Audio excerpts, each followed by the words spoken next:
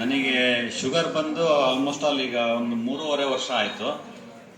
ಇದಕ್ಕಿಂತ ರೆಗ್ಯುಲರ್ ಆಗಿ ನಾನು 500 mg ಮೆಟ್ಫಾರ್ಮಿನ್ ಕಂಟಿನ್ಯೂ ಮಾಡ್ತಾ ಇದ್ದೆ. ಅದು ಈ ಒಂದು 3 ವರ್ಷದ ಕೆಳಗಡೆ ಕೂಡ ಒಂದು 2.5 3 ವರ್ಷದ ಕೆಳಗಡೆ ನಾನು ಆಲ್ರೆಡಿ ಸೆರಾಕೆರೆಗೆ ಬಂದು ನಾನು 45 ದಿನಗಳ ಕಾಲ ನಾನು ಥೆರಪಿನೂ ಕೂಡ ತಗೊಂಡೋಗಿದ್ದೆ. ಆ ಸಂದರ್ಭದಲ್ಲಿ ಸ್ವಲ್ಪ ಶುಗರ್ ಇತ್ತು, ಜೊತೆಗೆ ಏನಂದರೆ ನನಗೆ ಸಯಾಟಿಕ ಆಗಿತ್ತು. ಈ ಒಂದು ಬಲಭಾಗದ ಚಪ್ಪೆಯಿಂದ ಕೆಳಗಡೆಗೆ ಸೆಳ್ತಾ ಬರೋದು. ಸೊ ಆ ಒಂದು ಸೆಳ್ತ ಸುಮಾರು ಒಂದು 3-5 ತಿಂಗಳು ಅಲ್ಲಿ ಬರೋದಕ್ಕಿಂತ ಮುಂಚೆ ಹಿಂದೆ ಒಂದು 6 ತಿಂಗಳು ನಾನು ಸಾಕಷ್ಟು ಸಫರ್ ಪಟ್ಟೆ.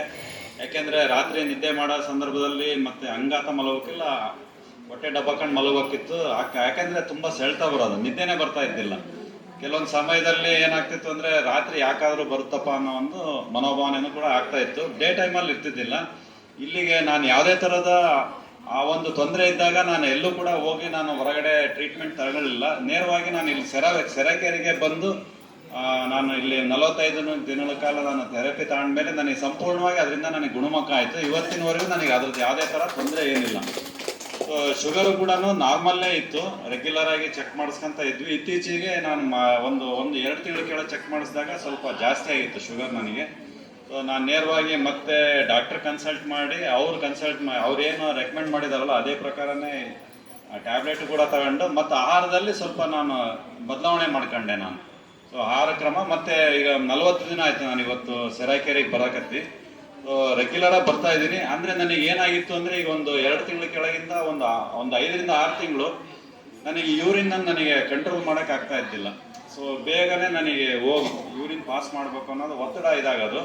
ಸೊ ಸಾಮಾನ್ಯ ನಾವು ಬೈಕಲ್ಲಿ ಹೋಗ್ತಾ ಇರ್ತೀವಿ, ತಕ್ಷಣವೇ ಆ ಒಂದು ಎಲ್ಲೇ ಕೂಡ ಇದು ಮಾಡೋಕ್ಕಾಗ್ತಿಲ್ಲ, ಹೋಗು ಅಂತ ಅನ್ಸೋದು. ಸೊ ಇಲ್ಲಿಗೆ ಬಂದಮೇಲೆ ನನಗೆ ಮುಖ್ಯವಾದಂಥ ಇಂಪ್ರೂವ್ಮೆಂಟ್ ನಾನು ಏನು ಕಂಡ್ಕೊಂಡೆ ಅಂದರೆ, ಸೊ ಆ ಒಂದು ಯೂರಿನಲ್ದು ಬಾಧೆ ನನಗೆ ಆಗ್ತಾ ಇಲ್ಲ. ಬಂದು ಒಂದು 8 ದಿನದಲ್ಲೇ ನನಗೆ ಅದ್ರ ರಿಸಲ್ಟ್ ನನಗೆ ಬಂದಿದೆ ಈಗ. ಸೊ ಆಮೇಲೆ ಕಂಟಿನ್ಯೂ ಆಗಿ ನಾನು ಬರ್ತಾ ಇದ್ದೀನಿ. ಈಗ ಇವತ್ತು ಶುಗರ್ ಟೆಸ್ಟ್ ಇದೆ ಅಂತಂದು ಹೇಳಿದ್ರು. ನಾನು ಖಾಲಿ ಹೊಟ್ಟೆಯಲ್ಲೇ ಬಂದು ನನಗೆ ಚೆಕ್ ಮಾಡಿದಾಗ 329 ಇತ್ತು. ಸೊ ಆನಂತರ ನನಗೆ CCMF ಬೆಡ್ ಕೊಟ್ಟರು. ಅವಾಗ ಚೆನ್ನಾಗಿ CCMF ಬೆಡ್ಡಲ್ಲಿ ಬೇಗ ನಮಗೆ ಸ್ವೆಟ್ಟಿಂಗ್ ಚೆನ್ನಾಗಾಗುತ್ತೆ, ಬೆವರೆಲ್ಲ ಚೆನ್ನಾಗಿ ಹೊರಗೆ ಬರುತ್ತೆ. ಆನಂತರ ನನಗೆ ಕೋಟ್ ಥೆರಪಿ ಕೊಟ್ಟರು. ಕೋಟ್ ಥೆರಪಿಯಲ್ಲೂ ಕೂಡ ಅವಾಗ CCMF ಅದನ್ನು ಕೊಡೋದಕ್ಕಿಂತ ಮುಂಚೆನೂ ಒಂದು ಗ್ಲಾಸ್ ಜೇಡ್ ವಾಟ್ರ್ ಕೊಟ್ಟರು. ಆಮೇಲೆ CCMF ಬೆಡ್ ಥೆರಪಿ ಆದಮೇಲೆ ಒಂದು ಗ್ಲಾಸ್ ಜೇಡ್ ವಾಟ್ರ್ ಕೊಡಿದ್ವಿ. ಆನಂತರ ಈಗ ಕೋಟ್ ಥೆರಪಿ ತಗೊಳ್ಬೇಕಾದ್ರೂ ಕೂಡ ಒಂದು ಗ್ಲಾಸ್ ಕುಡಿದ ನಂತರ ಆಮೇಲೆ ನಾನು ಸ್ಟೀಮ್ ಥೆರಪಿ ಮುಗಿಸ್ಕೊಂಡ್ಮೇಲೆ 2 ಗ್ಲಾಸ್ ನನಗೆ ಜೇಡ್ ವಾಟ್ರ್ ಕೊಟ್ಟರು. ಅದಾದ ನಂತರ ಮತ್ತೆ ಚೆಕ್ ಮಾಡಿದಾಗ 282 ಬಂದಿದೆ. ಅಂದರೆ ಇದೊಂದು ವಿತಿನ್ ಎ ಅವರಲ್ಲಿ ಈ ಒಂದು ಥೆರಪಿಯಲ್ಲಿ ನಮಗೆ ಎಷ್ಟೊಂದು ಇಂಪ್ರೂವ್ಮೆಂಟ್ನ ಕಾಣ್ಬೋದು ಅನ್ನೋದನ್ನ ನಾವು ಒಂದು ಮನಗಾಣ್ಕೋಬೋದು. ಇನ್ನು ರೆಗ್ಯುಲರ್ ಆಗಿ ಇನ್ನೂ ನಾನು ಥೆರಪಿಗೆ ಇನ್ನೂ ಬರ್ತೀನಿ ನಾನು. ಯಾಕೆಂದರೆ ನನಗೆ ಆರೋಗ್ಯದ್ದು ಇದನ್ನು ನಾನು ಹೆಲ್ತನ್ನ ನಾನು ನನಗೆ ಭಾಳ ಅದನ್ನ ನಾನು ಇದು ಮಾಡ್ಕೋಬೇಕು ಅನ್ನೋದೊಂದು ಇಷ್ಟ ಇದೆ.